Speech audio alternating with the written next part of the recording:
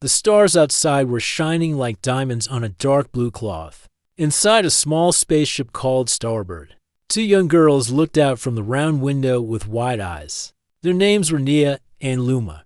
They were twin sisters, but Nia was older by 3 minutes. Nia liked science and fixing things. Luma liked drawing, laughing, and asking many questions. They were not alone in space. Back on Earth, their parents were space researchers.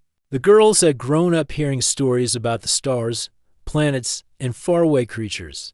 One day, they asked their parents if they could take a short space trip in the family's small explorer ship. Their parents agreed but told them to stay near the known star lanes. Everything was going well. The Starbird was flying smoothly through a bright part of the galaxy. Nia was checking the ship's controls, and Luma was drawing a floating whale-shaped cloud she saw outside.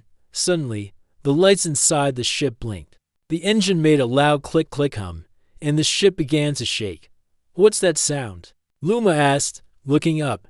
Nia's fingers moved quickly over the control board. Her face turned serious. "I think something is wrong with the main drive," she said. "We're losing power." The ship shook harder. Warning lights blinked red. The screen showed a nearby planet covered in green forests and blue rivers. The ship was falling toward it. "Hold on!" Nia shouted. Luma grabbed the edge of her seat. Her drawing pad flew across the room. There was a loud boom, and then everything went quiet. The Starbird had crash-landed in a soft green field surrounded by tall, shining trees. Smoke rose from the back of the ship. A few birds with glowing wings flew away from the noise. Inside, Nia and Luma sat up slowly. They were not hurt, but the ship was clearly broken. "Well, that was fast," Luma said. Brushing dirt off her face, Nia sighed and opened the door. Cool, fresh air rushed in. The girls stepped outside and looked around. The planet was calm and quiet. Strange flowers bloomed under their feet. Insects with tiny lights on their backs buzzed nearby. "We need to check the damage," Nia said. She walked around the ship, looking at the engine and broken wires. Her toolkit was still inside, but she could tell the main power unit was fried. "I don't think we can fix this alone," she said. Luma was not listening. She was watching the forest. "Nia," she whispered, "I saw something move." "What do you mean?" "Eyes. Bright ones. Between those trees." Nia looked but saw nothing. "Probably an animal," she said. "We should stay near the ship." But Luma kept staring into the trees. As the sun on this planet began to set, the sky turned gold. The trees glowed softly, and mist floated across the ground. The girls decided to eat some food from the ship and rest.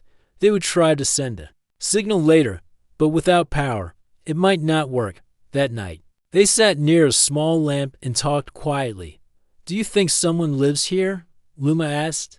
"I don't know," Nia replied. "It looks peaceful, but I haven't seen any buildings or machines." "Maybe the person who lives here doesn't use machines," Luma said. "Maybe," Nia said. "Let's stay alert." Suddenly, the lamp blinked once, then turned off. In the darkness, Nia grabbed a flashlight. She pointed it toward the trees. Two glowing blue eyes were watching them. Luma gasped. But the eyes didn't move. They didn't come closer. Then, slowly, a tall figure stepped out from behind a tree. It was not scary. It was strange, yes, but not frightening. The figure had smooth blue skin that shimmered like water. Its arms were long and gentle. It had no hair, but its head glowed softly, like a moon. It wore clothes made from leaves and silk. Nia stood in front of Luma. "Who are you?" she asked in a calm voice. The figure raised one hand, showing it meant no harm. "My name is Amru," the voice said. It was deep but kind. "You are not from here." Nia and Luma looked at each other. "You can speak our language?" Nia asked. Amru nodded. "I learned many tongues. You are from the blue planet, Earth." "Yes." Luma said, "Our ship is broken. Can you help us?" Amru walked around the ship slowly, touching the metal with care. "Your machine is hurt," he said, "but I can help fix it. You must rest first." "Thank you," Nia said. "We don't know much about this place. It is a quiet world," Amru said. "I live alone. The trees are my friends. I will not hurt you." The girls felt a little more relaxed. Luma stepped forward. "Do you eat food like us?" Amru smiled. "Different food, but I will bring you something warm." He disappeared into the forest. The girls looked at each other, unsure but hopeful. "Do you think we can trust him?" Nia asked. "I don't know," Luma said. "But he didn't scare me." Soon, Amru returned with two cups made from leaves. Inside was a warm drink that smelled like honey and lemon. The girls tasted it. It was sweet and calming. "You may sleep in your ship tonight," Amru said. "Tomorrow, I will begin work." "Thank you," Nia said. "You're very kind." Amru nodded and walked back into the trees. His glowing body slowly vanished. Into the mist. The girls sat quietly for a moment. "Did we just meet an alien?" Luma asked. "Yes," Nia said. "And he fixed us." Luma smiled. "Best first contact ever." The two sisters curled up inside the ship. For the first time since the crash, they felt safe.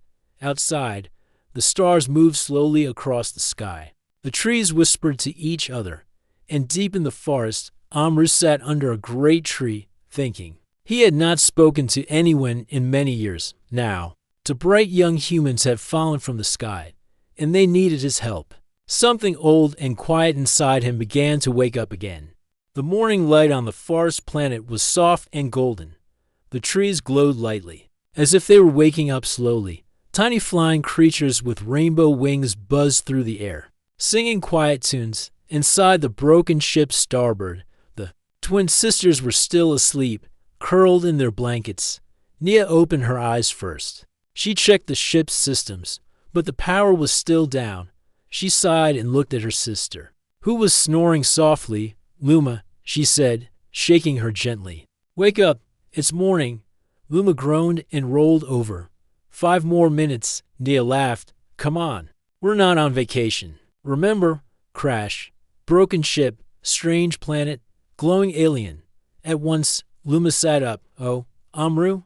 Do you think he's coming back?" Before Nia could answer, they heard a soft knock on the side of the ship. Knock. They opened the door and stepped. Outside, Amru was standing near the forest edge. He was holding a small box made of wood and plant vines. Inside were fruits that looked like glowing pears and blue grapes. "You must eat before work begins," Amru said. "Good morning," Luma said. Cheerfully, "You really bring breakfast." "I do not eat these," Amru replied. "But I know humans need food often." Nia took a glowing pear and bit into it. It tasted sweet and juicy, like mango and orange mixed together. Luma picked a grape and giggled as her tongue turned light blue. "This is amazing."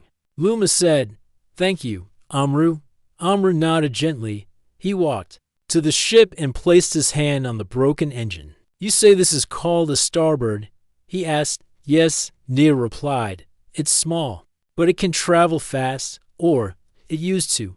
Amru looked closely at the wires and metal. His fingers moved carefully, like an artist painting a picture. "Your energy core is damaged. It cannot be fixed with what you have. But I may be able to build something new." "You can do that?" Nia asked, surprised. "I have lived here long. I learned how things work. Machines, plants, sky, sound, they all follow patterns." Amru stepped back and looked at the trees. "I will need help from the forest." The girls followed Amru into the forest.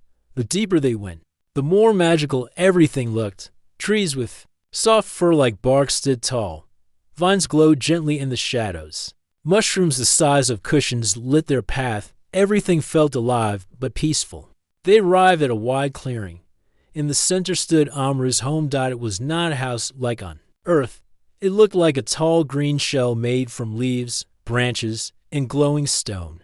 The walls moved slowly, as if breathing. Birds sat on the roof, and flowers grew from the windows. "Wow," Luma whispered. "It's like a fairy house." "This is where I live," Amru said. "The forest helps me build and heal." "How do you live alone?" "Here?" Nia asked. "Don't you feel lonely?" Amru looked at the sky.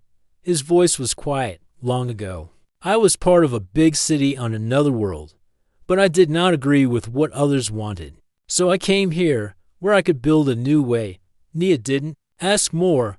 She could see that Amru was kind, and maybe he had been hurt before. She respected that silence. Inside Amru's home, the air was fresh. Light flowed from crystals in the ceiling.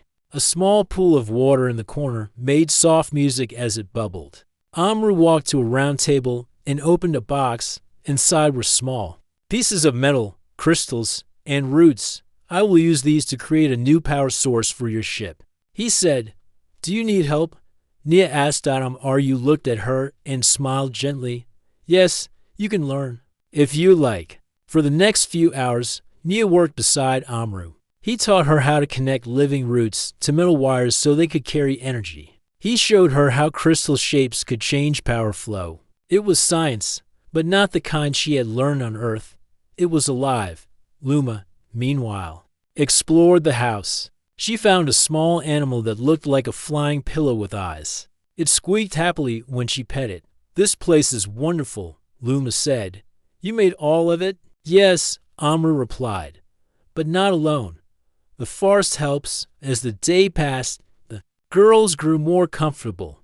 They shared stories about Earth, about big cities, music, oceans, and dogs. Amru listened with interest. You humans have many gifts, he said. You build, you laugh, you imagine. You do too, Nia said. You live in a forest, but you use science in a new way. It's beautiful. Amru paused. His eyes softened. Few have said that to me before. That evening, the girls returned to the ship to rest. Amru gave them small glowing stones that kept away insects and gave soft light. As they lay down in their bunks, Luma whispered, Nia, do you like him? Nia thought for a moment. Yes, he's different, but kind. I think he's lonely. Luma nodded. Me too. I like it here. It's not boring like space class. They both giggled. Outside, the forest sang quietly. Amru sat under a tall tree, working on the energy unit with steady hands. As he worked, he felt something new inside him. It was something he had not felt in many seasons. Hope. The next morning was bright and peaceful.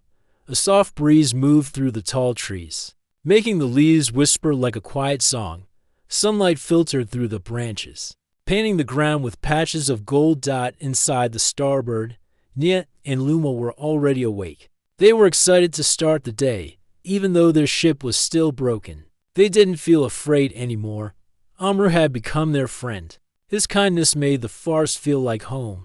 Luma stretched and said, Nia, I had a dream that the trees were singing. Nia smiled. Maybe they really were. This planet feels full of life. Outside the ship, Amru was waiting for them. He stood tall and calm, holding a basket of fruits and a bottle made from a hollow vine. Good morning, he said. Today, I will show you more. The girls followed him into the forest. As they walked, they saw animals they had never seen before. A squirrel with silver fur jumped from tree to tree. A bird with fur wings flew above them, leaving a trail of light. Everything here is so strange, Luma said, her eyes wide. And beautiful, Nia added. Amru nodded. This world grows without noise or fire. Everything shares life here. They reached a large open area filled with tall plants that looked like bamboo, but glowed light green.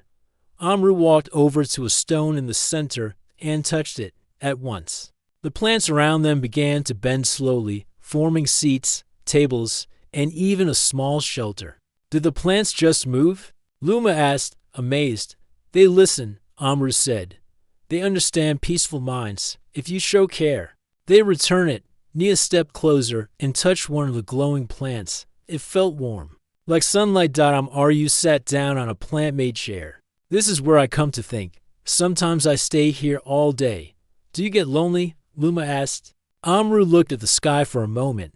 Then he said, yes, but the forest gives me company. It teaches me, feeds me, and protects me. Still, Luma said softly, it's different from talking to someone. Amru did not answer right away, but he gave a small smile. You are right, he said, after a short rest. Amru invited them to learn something new. He brought out small round seeds and placed them on the soft ground. Then he asked the girls to sit quietly and place their hands over the seeds. Breathe gently, he said. Think of warmth, of light, of kindness. At first, nothing happened. Then, slowly, tiny green sprouts pushed up from the dirt. Luma gasped. It's growing. Nia watched closely. Is this from our hands? From your thoughts? Amru said. The plants here feeling. That is their energy. The girls were amazed. On Earth, they had only seen machines grow food. But here, their minds and hearts could help life grow. This is better than science class. Luma whispered. It is still science, Amru said. Just not the kind your world has known. Later, Amru showed them a stream that flowed with clear blue water. Small floating stones moved with the current, making soft music as they touched each other. This is my favorite place, Amru said. He sat near the stream and touched one of the stones. It made a gentle note ping. Then, another, ting. Together, they made a quiet tune, like wind chimes in a dream. Luma picked up a small stick and tapped one stone, then another. Soon, she was playing a melody. Nia clapped. Luma, you made music. Amru smiled. This stream is called the singing flow. It changes tune with every person. Nia touched the water and felt calm flow into her chest. I never want to forget. This, she said, died as the sun lowered in the sky. They returned to Amru's home. While Amru worked on the energy unit for the ship, the girls helped him sort parts. Some were shiny metal pieces. Others were living roots that glowed when touched. Nia asked, Amru, why do you mix living things with machines? Because life and machine can help each other, he replied. One gives energy. One gives structure. Together, they bounce. Luma looked thoughtful. On Earth, machines are cold. They don't feel. But here, even your tools feel soft. That is because I listen to what I build, Amru said. And I build with care. When night came, the girls sat outside near a small fire that gave no smoke. Amru handed them warm leaf-wrapped food filled with grains and fruit. Luma asked, Amru, did anyone ever visit you before us? Amru was quiet. His glowing eyes looked at the stars above. Long ago, some came, he said. But they did not stay. They wanted to take, not learn. What did they take? Nia asked. They wanted control over the forest. But the forest does not allow force, so they left angry. Did they hurt you? Luma asked. No. But I was sad. I hoped to share my world, not fight. The fire crackled softly. We're not like them. Nia said, we don't want to take. We just want to understand. Amru looked at her and nodded slowly. I see that. Before going to sleep, Amru gave each girl a small glowing stone. These are light seeds, he said. Keep them near you. They will glow if you are ever in danger, and they will guide you back to my home. Thank you, the girls said together. Inside the ship, Nia placed her stone near the window. It glowed softly, like a gentle star. Nia. Luma said, yawning, do you ever feel this is more than just fixing a ship? Nia looked at the ceiling and whispered, yes, I feel like we're meant to be here, outside. The forest hummed with peace. Amru stood at the top of a tall root bridge, watching the night sky. The stars above twinkled quietly, as if they too were listening. He had lived alone for many seasons. Now, with two human girls full of wonder and warmth, he no longer felt that way. Something was changing, and deep inside, he knew it was only the beginning. The days passed slowly, but each one was full of discovery. Nia and Luma woke up early every morning, excited to see what they would learn next. The forest was not just beautiful. It was alive in ways they had never seen before. Amru had become more than just a helper. He was now a teacher and a friend. He taught them how to speak gently to the plants so the leaves would open and show the sweet fruit inside. He showed them how to shape light seeds into small lamps using only thought and breath. Every evening, they sat near his home, sharing stories of Earth while he listened quietly. But Nia noticed something different about Amru. Whenever she and Luma laughed loudly or played music near the singing stream, Amru would smile, but then turn away. Sometimes he stared at the stars for a long time, saying nothing. One night, after dinner, Nia asked him gently, Amru, why did you come to this planet? Amru looked at her with his glowing blue eyes. For a moment, he didn't answer. Then, he stood up and said, "Come, there is something I want to show you." They walked deep into the forest. This part was darker and quieter than the rest. The trees here were tall and still. The ground was covered in soft moss, and the air felt cool. Ryu stopped near a large round stone covered in symbols. He placed his hand on it, and the stone began to glow. A circle of light opened in the ground, and stairs appeared, leading below. "Is it safe?" Luma asked. "Yes," Amru said. "This is where I keep my memories." The girls followed him down the glowing stairs. At the bottom was a round room filled with floating lights and tall glass-like screens. Images moved slowly through the air, pictures of different planets, strange cities, and tall aliens like Amru. "This," Amru said, "is my past." Nia and Luma stood in silence as they looked at the pictures. One showed a great city made of silver towers. Another showed a council of tall beings sitting in a circle, speaking without words. Then came a picture of Amru himself, standing proudly, with many others behind him. "You lived in a big city?" Luma asked. Ryu nodded. "Yes, my people were called the Lorraine. We were builders, thinkers, and teachers. We believed in balance between life and machine. But over time, others in our world started to want more power." He waved his hand, and another image appeared, machines cutting trees. Giant towers rising above forests.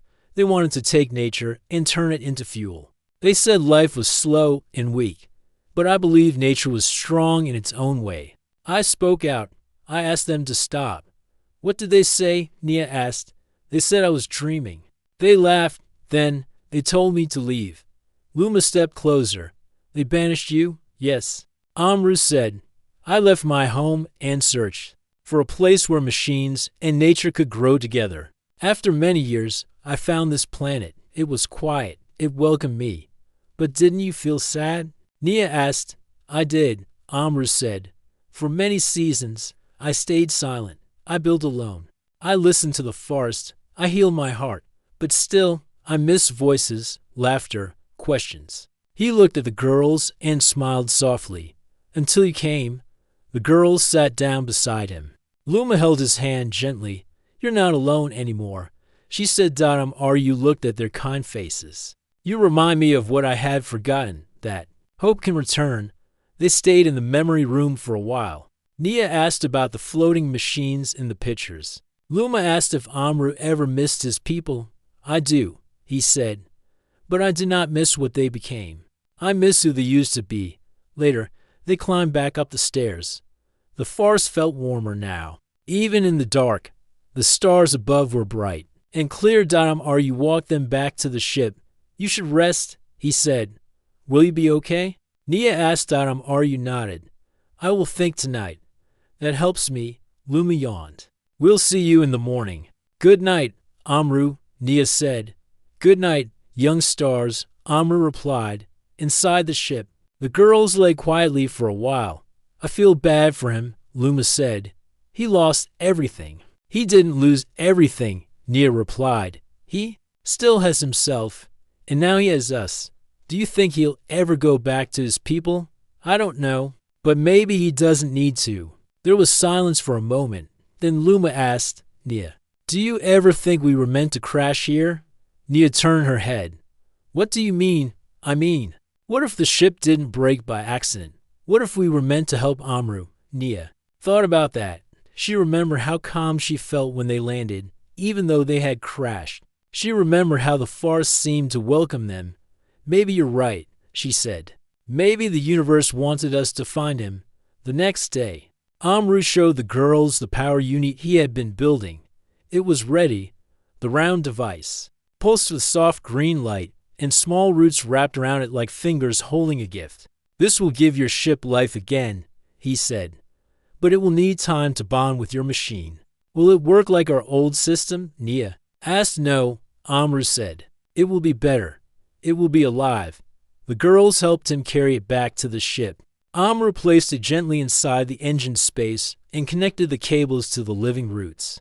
The ship made a soft humming sound, not like before, but smoother, almost like a breath. She's waking up, Nia whispered.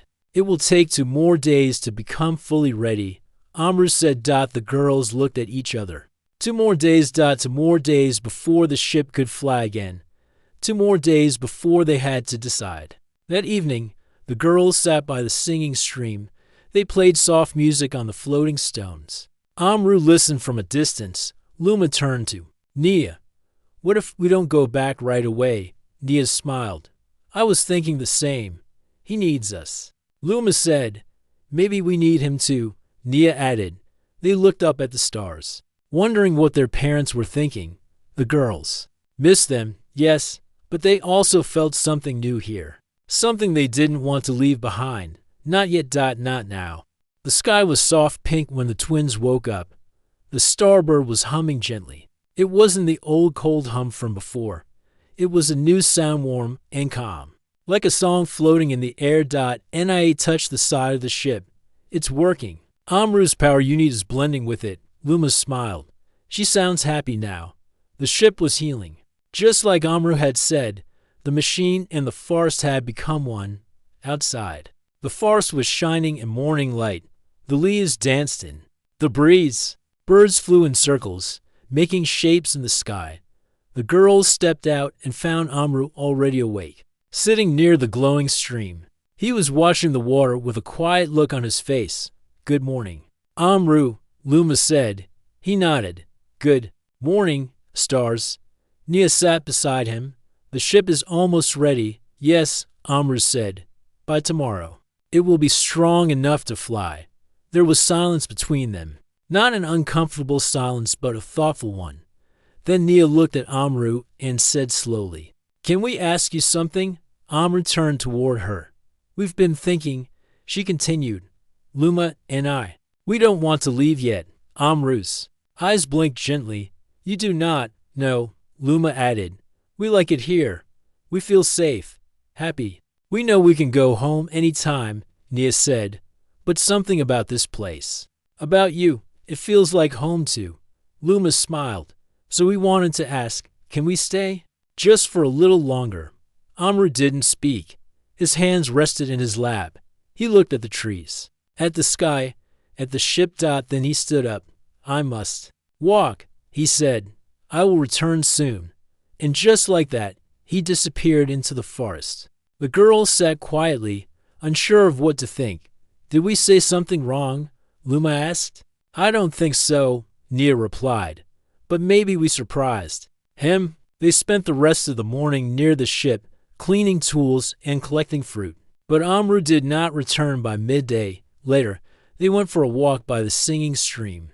The music of the stones felt slower today, like a song waiting for its final note. I hope he comes back soon, Luma said. I want to know what he's thinking. Nia nodded. I think he just needs time. He's lived alone for so long. Maybe he's scared of change. Maybe, Luma whispered. But we're scared too. Far away, deep in the quiet part of the forest, Amru sat beneath a tall ancient tree. Its wide roots curved around him like arms. He remembered the first day the girls arrived, the broken ship, the nervous voices, the wide eyes full of wonder. He had lived in silence for many seasons. At first, it brought him peace. Then it became his protection. He told himself it was better to be alone than to be hurt again. But then Nia and Luma came. With questions, with laughter, with light. Now, they wanted to stay. Part of him felt joy. New kind of joy he had not felt in many years. But another part of him whispered, what if they leave later? What if they change their minds? What if the forest is no longer quiet? Amru touched the bark of the tree. It pulsed softly, as if understanding his heart. He closed his eyes. Was it better to protect peace? Or was it better to let others in, even if it changed everything? That evening, the girls returned to the clearing. The sky was turning orange, and the air was cool. Aryu was waiting there. He stood beside the ship, his eyes calm and thoughtful. I have thought about your question, he said. The girls stood quietly. Aryu looked at them. If you stay, the forest will change. My world will change. I will change. He stepped closer. But I think that is not a bad thing. The girls smiled slowly. I would be glad for you to stay, Amru said. As long as you live with the forest, not just inside it. Here, everything is connected. We must give, not only take. We understand, Nia said. We will learn. We'll help too, Luma added. Like you helped us? Amru opened his hand. In his palm were two small crystals, one green and one gold. These are listening stones, he said. They will help you hear what the trees and roots feel. It will not happen at once. But if you are patient, you will learn their voices. Nia took the green one. Luma took the gold. Thank you, they said together. That night, the forest felt more alive than ever. The stars above seemed to twinkle with joy. The trees glowed gently. Flowers opened wide, releasing soft scents into the air. The girls sat by the stream with Amru, eating warm forest bread and sweet fruit. Will our parents worry? Luma asked suddenly. Nia nodded. They might be trying to contact us. Amru looked at the ship. You can still send a message. The power is strong now. Nia stood up and walked to the ship. She turned on the message board and typed, "We are safe. We crashed but found help. His name is Amru. We want to stay here for a while. This place is special." She paused, then added, "Please don't worry. We'll return someday, but not yet." Then she pressed send. The message flew into the sky, riding a silver beam of light. Later, the three of them sat in silence again, watching the stars. Amru spoke softly. "I once thought peace meant silence, but now I know peace can also mean laughter, stories, music, shared moments." Nia leaned back. "That's what home feels like." Luma yawned. "Then this is home now." And with that, the two girls leaned against Amru's side and slowly fell asleep. You looked down at them, not as strangers, not even just as guests, but as something more, something like family. Morning light touched the treetops gently. The air was cool, and the forest whispered in its soft voice, leaves rustling, water flowing, roots humming under the ground. Ni opened her eyes first. She was still leaning against Amru, her hand holding the green listening stone. Luma was beside her, sleeping peacefully with the golden one in her palm. Amru was already awake, his face calm and steady as always. But today, there was something new in his eyes, kindness mixed with quiet joy. "Good morning," Nia said, stretching. "Morning," Luma yawned, rubbing her eyes. Amru nodded.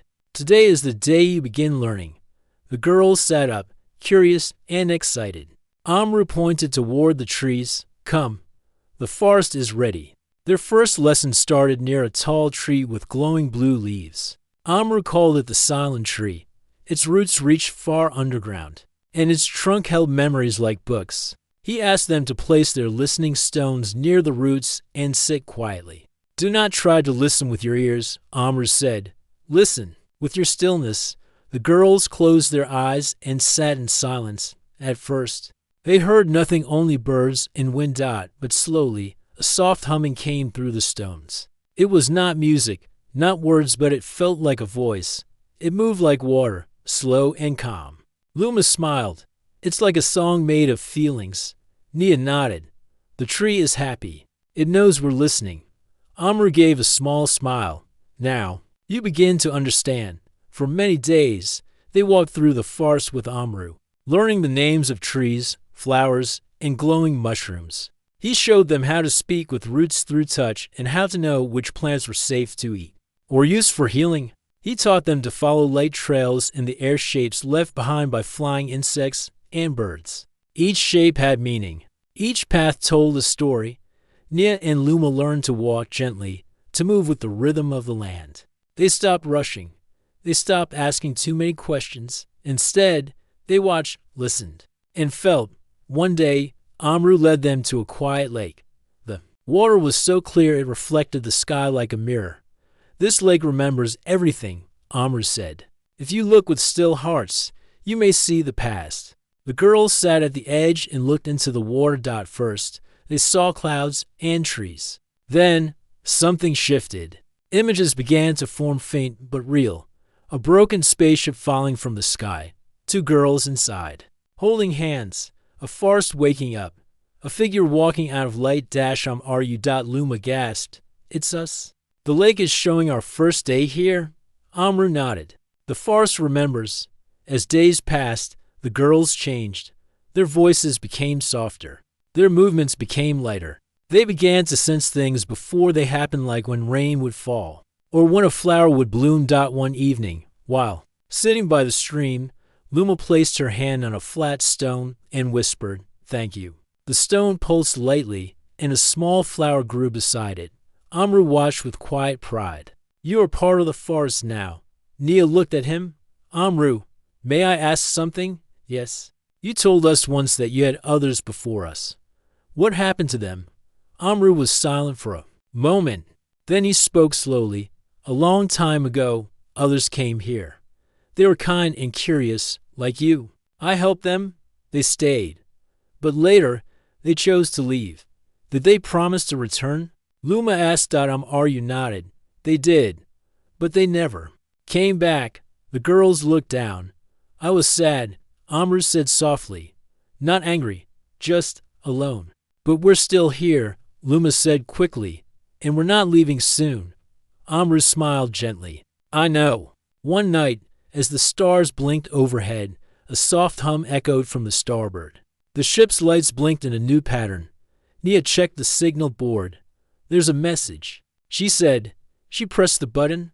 "Message from Earth Command. Receive your note. We're thankful you're safe. Take your time. Send updates when possible. Stay bright, explorers." The girls smiled. "They're not worried anymore," Luma said. Amru looked at them. "Will you go back one day?" Nia thought. For a moment, "Yes, but not yet. This is our learning time," Luma said. "And this forest is our teacher." Soon, Amru took them deeper into the forest than ever before. They came to a circle of stones glowing with soft blue light. In the center was a small tree made of crystal. "This is the Heart Grove," Amru said. "It is where the forest was born. Very few come here." He handed them each a small leaf from the crystal tree. "If you ever leave, take this with you. It will keep the memory of this place alive." The girls held the leaves with care. They felt warm and alive. "We will never forget," Nia whispered. Luma nodded. "Never."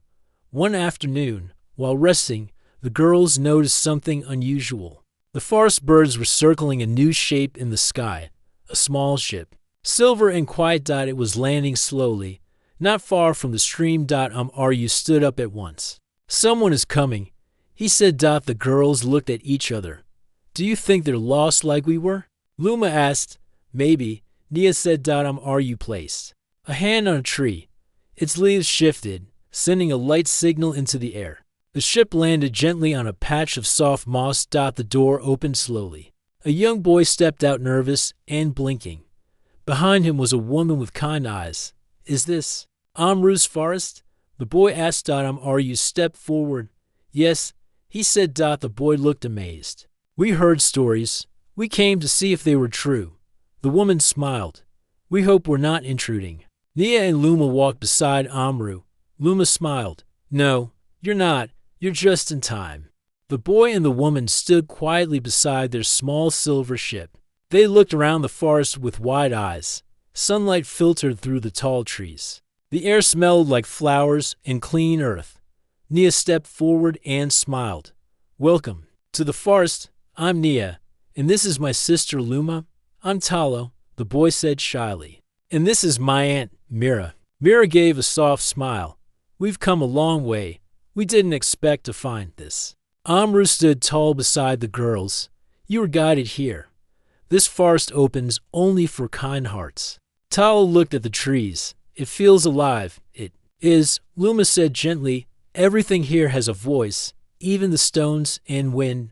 That evening, they all sat around a glowing pool near the heart of the forest. Fireflies danced in the air, and the water shone like starlight. Mira shared their story. "Talo is gifted," she said. "He can feel feelings from plants, animals, even machines. People didn't understand, so we searched the stars for a place that would." She looked at Amru. "And then we found your story. We followed the signal from the starboard." Nia nodded. "We sent that signal weeks ago." Talo looked at her in surprise. You did. Why? We wanted to say thank you, Luma said. And also, we wanted to ask if we could stay. Mira raised an eyebrow. And we stayed, Nia smiled. The next morning, Amru gave Talo and Mira their own listening stones. He showed them how to place the stones near the roots. Just like he had shown Nia and Luma, Talo sat quietly for a long time. Then he smiled. The forest knows I'm here, he whispered. It's not afraid of me. It welcomes you, Amru replied. Luma watched Talo closely. He was younger than them, but he seemed to understand things without needing words. He touched the ground softly, like it was something precious. Mira, too, was gentle. She did not ask too many questions. She listened more than she spoke. Over the next days, the girls helped Talo and Mira learn the ways of the forest. They showed them the silent tree, the crystal lake, and the soft glowing caves. They shared fruits, told stories, and sang songs they had learned from the wind. One day, while they were all walking along a path of floating leaves, Talo asked something that surprised everyone. Amru, do you feel lonely sometimes? Amru paused. I used to. Not now. Because of them? Talo pointed to the girls. You nodded. Because they chose to stay. And now, you have come. Talo looked down. I want to stay too. Mira looked at her nephew quietly. Then she nodded. If this place accepts us, we will stay. The forest was changing. More flowers bloomed. More birds sang. The trees stood taller, as if proud of their new family. You watched with calm eyes. His work, once lonely, was now filled with voices, laughter, and learning. One evening, Nia and Luma sat with him near the quiet stream. Do you think more people will come? Nia asked. Are you thoughtful? A moment, maybe, but only the ones who listen. Luma looked at her sister. Do you want others to come? Nia smiled. Only if they come with open hearts. Amru looked up at the stars. This forest was once silent. Now it speaks many voices, and still. It is at peace. Time passed. The starbird still stood by the hill, but the girls did not visit it much now. Their life was here with the trees, with Amru, with new friends. One day, Luma found a small baby animal with golden fur near the stream. Its leg was hurt. She picked it up carefully. Talo helped her make a healing paste from leaf gel. Mira wrapped the leg with soft moss. After a few days, the little animal was strong again. It followed them everywhere. They named it Neri. Even the animals were learning to trust. One afternoon, the trees suddenly shifted their leaves in a pattern Nia had never seen before. Amru stood still, his eyes closed. He turned to the others. A new ship is near. Another visitor? Luma asked. Amru nodded. But this one is different. They all waited near the landing place. The ship came down slowly. It was not shiny like the others. It was older, made of dark metal. A tall man stepped out. He looked around, confused. I followed the signal, he said. Is this Earth Base 7? Mira shook her head.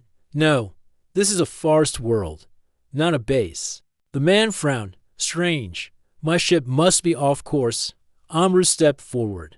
Your path brought you here for a reason. The man looked at the glowing trees, then at the children, then at Amru.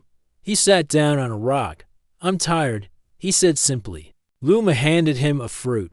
Then rest. As the days went on, the man whose name was Bell started to smile more. He helped Mira build a new shelter. He walked with Talo and listened to the forest songs. He laughed at Neri's playful tricks. Bell did not talk much, but when he did, he always said something kind. One evening, he said to Nia, this place, it feels like a dream, like a place I lost a long time ago. Nia replied, maybe you didn't lose it. Maybe you were just meant to find it later. Bell nodded. Maybe. Now, the forest was not a place for just one or two. It was a small, quiet village of hearts. No roads. No loud machines. Just soft voices, sharing food, caring for trees, learning from the wind. Amru no longer walked alone. He walked with others who listened, who helped, who stayed. He still taught, still guided. But now, he also laughed. He sat by the fire at night, listening to Luma's songs, Tala's questions, Mira's stories, Belle's quiet thoughts, and Nia's bright dreams, and the farce listened with them. One night, Nia and Luma climbed the hill to look at the stars. They saw ships passing in the distance. Far away, we could call them, Luma said. We could, Nia replied. But maybe it's better if they find us on their own. They sat together in silence. Then Nia said, I don't miss home anymore. Luma nodded, because we made a new one. And far below, the forest whispered in the wind, as if saying, You stayed, and because you stayed, I grew.